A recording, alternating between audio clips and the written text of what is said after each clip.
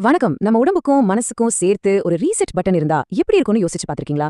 இன்னைக்கு நாம பேச போறது அத பத்தி தான். ஆயுர்வேதத்தோட ரொம்ப பழமையான, ஆனா அதே சமயம் ரொம்பவே சக்தி வாய்ந்த ஒரு நச்சு நீக்கும் முறை பஞ்சகர்மா. வாங்க அத பத்தி தெரிஞ்சுக்கலாம். நம்மளோட இந்த பரபரப்பான வாழ்க்கையில சில சமயம் தோணும், உடம்பும் சரி மனசும் சரி மொத்தமா ஒரு ரீசெட் பண்ணா நல்லா இருக்குமேன்னு. உங்களுக்கு எப்பவாவது அப்படி தோணியிருக்கா? அப்படி ஒரு ஃபீலிங் உங்களுக்கு இருந்தா கண்டிப்பா இந்த பதிவு உங்களுக்கு தான். அப்போ இந்த பஞ்சகர்மா உங்களுக்கான பதிலா இருக்கலாம். இந்த பேர்லயே அதோட அர்த்தம் இருக்கு பாருங்க. பஞ்சா அப்படின்னா 5, கர்மா அப்படின்னா செயல்கள். சிம்பிளா சொல்லணும்னா நம்ம உடம்பையும் மனசையும் ஆழமா சுத்தப்படுத்துறதுக்கான ஒரு 5 விதமான சிகிச்சைகள் தான் இந்த பஞ்சகர்மா. சரி வாங்க, இந்த பஞ்சகர்மானா அப்படின்னா என்ன, அது எப்படி வேலை செய்யுதுன்னு இன்னும் கொஞ்சம் டீப்பா போய் பார்க்கலாம். முதல்ல ஒண்ணு புரிஞ்சுக்கணும், பஞ்சகர்மாங்கிறது ஒரு சாதாரண டயட்டோ இல்ல ஒரு சிம்பிள் கிளென்ஸோ கிடையாது. இது அதையும் தாண்டி ரொம்ப ஆழமானது. நம்ம உடம்புல ரொம்ப நாளா தங்கியிருக்கிற நச்சுக்களை ஆயுர்வேதத்துல அது ஆமம்னு சொல்லுவாங்க. அதாவது சரியா ஜீரணமாகாத கழிவுகள் அதெல்லாம் வேரோட வெளியேற்றுறது தான் இதோட முதல் வேலை. அது மட்டும் இல்ல, நம்ம உடம்பை இயக்குற 3 முக்கியமான சக்திகள் இருக்கு இல்லையா? வாதம், பித்தம், கபம். இந்த 3ஐயும் பேலன்ஸ் பண்ணுது.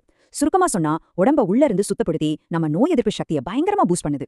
சரி, இப்ப யோசிச்சு பாருங்க, ஒரு வீட்டை நல்லா டீப் கிளீன் பண்ணணும்னா என்ன பண்ணுவோம்? எடுத்த உடனே தண்ணி ஊத்தி கழுவ மாட்டோம் இல்லையா?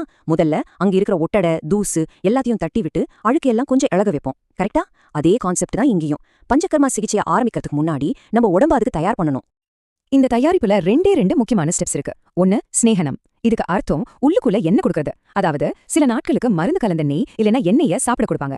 2வது ஸ்வேதனம். இது ஒண்ணும் இல்ல, நம்ம உடம்ப நல்லா வேர்க்க வைக்கிறது.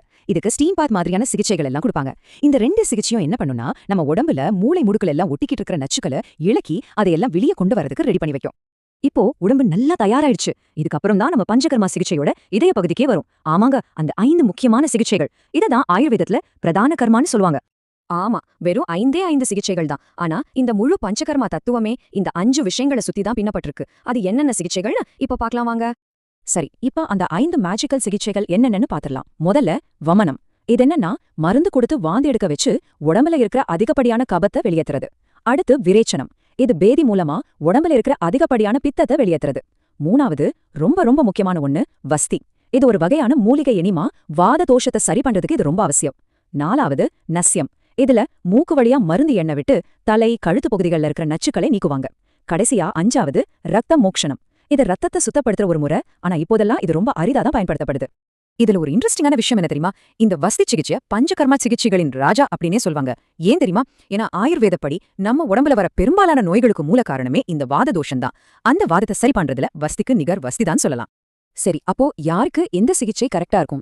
இதோ ஒரு குயிக் கைடு. உங்களுக்கு உடல் பருமன், ஆஸ்துமா மாதிரி கபம் சம்பந்தப்பட்ட பிரச்சனைகள் இருந்தா வமனம் உதவும். இல்ல அசிடிட்டி, கோபம் மாதிரி பித்தம் சம்பந்தப்பட்ட பிரச்சனைகள்னா விரேஷனம் நல்லது.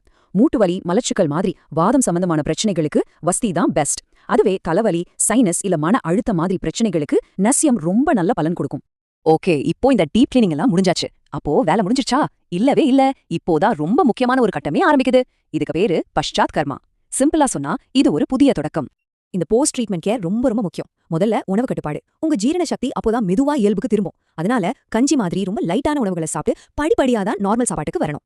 2வது ஓய்வு. இந்த சிகிச்சைக்கு அப்புறம் உடம்பு கொஞ்சம் பதவீனமா இருக்கும். அதனால நல்ல ஓய்வெடுத்து உடம்பு தன்னைத்தானே சரி செஞ்சுக்க டைம் கொடுக்கணும். இதையெல்லாம் கரெக்டா ஃபாலோ பண்ணும்போதுதான் பஞ்சகர்மாவுடைய முழுமையான பலன்களையும் நம்மால உணர முடியும். அப்போ இந்த முழு பயணத்தோட ரிவார்ட்ஸ் என்னன்னு கேக்குறீங்களா? உங்களுடைய நோய் எதிர்ப்பு சக்தி பல மடங்கு அதிகரிக்கும். உங்க ஸ்கின் நல்லா கிளியர் ஆகி ஒரு தனி பொலிவு வரும். மனசு ரொம்ப அமைதியாகவும் தெளிவாகவும் மாறும். எல்லாத்துக்கும் மேல உடம்புல ஒரு புது எனர்ஜி, ஒரு புத்துணர்ச்சி கிடைக்கும். சரி, இப்போ நான் சொல்ல போறது ரொம்ப ரொம்ப முக்கியமான ஒரு விஷயம். ஒரு முக்கியமான எச்சரிக்கைனே சொல்லலாம். தயவு செஞ்சு இதை ரொம்ப கவனமா கேளுங்க. பஞ்சகர்மா இது நீங்களா யூடியூப் பார்த்து வீட்லயே முயற்சி பண்ற ஒரு சிகிச்சை கிடையவே கிடையாது. இது முதல்ல ரொம்ப தெளிவா புரிஞ்சுக்கணும். இது ஒரு DIY ட்ரீட்மெண்ட் இல்ல. இது ஏன் அவ்வளவு முக்கியம்னா, இந்த சிகிச்சைய ஒரு அனுபவம் வாய்ந்த ஆயுர்வேத டாக்டரோட நேரடி பார்வையில மட்டும்தான் செய்யணும். அது மட்டும் இல்லாம இது எல்லாருக்கும் உகந்தது கிடையாது. கர்ப்பிணி பெண்களுக்கு இதை செய்ய மாட்டாங்க. அதே மாதிரி ரொம்ப வயசானவங்களுக்கும் ஹை பிளட் பிரஷர் இருக்கிறவங்களுக்கும் இது பரிந்துரைக்கப்படுறதில்ல. இந்த சிகிச்சையோட உண்மையான பவரை இது செஞ்சுக்கிட்ட ஒருத்தோட வார்த்தைகள்ல கேளுங்க. அவர் சொன்னது இதுதான். ஏன் உடம்பு புத்தம் புதுசா ஆன மாதிரி இருக்கு, எனக்கு ஒரு 10 வயசு குறைஞ்ச மாதிரி நான் உணர்றேன். பாத்தீங்களா? இதுதான் அதோட தாக்கம். நம்மளோட இந்த வேகமான டென்ஷனான மாடர்ன் லைஃப்ல வர சவால்களை சமாளிக்கிறதுக்கு ஆயிரக்கணக்கான வருஷங்கள் பழமையான இந்த ஆயுர்வேத ஞானம் நமக்கு உதவ முடியுமா? இதை பத்தி நீங்க என்ன நினைக்கிறீங்க? யோசிச்சு பாருங்க. மீண்டும் ஒரு சுவாரஸ்யமான தகவலோடு சந்திக்கலாம்.